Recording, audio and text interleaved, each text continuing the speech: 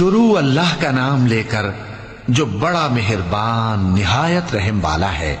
جو لوگ کافر ہیں یعنی اہل کتاب اور مشرک، وہ کفر سے باز رہنے والے نہ تھے یہاں تک کہ ان کے پاس کھلی دلیل آ جائے، یعنی اللہ کا ایک پیغمبر جو پاک اوراق پڑھ کر سناتا ہے جن میں مستحکم آیتیں لکھی ہوئی ہیں، اور اہل کتاب جو فرقوں میں بٹے ہیں تو دلیل واضح کے آنے کے بعد ہی بٹے ہیں، حالانکہ ان کو حکم تو یہی ہوا تھا کہ اللہ کی عبادت کریں، اطاعت کو اسی کے لیے خالص کرتے ہوئے یکسو ہو کر، اور نماز قائم کریں اور زکوٰۃ دیں، اور یہی مضبوط اصولوں والا دین ہے۔ جو لوگ کافر ہیں یعنی اہل کتاب اور مشرک، وہ دوزخ کی آگ میں پڑیں گے اور ہمیشہ اسی میں رہیں گے۔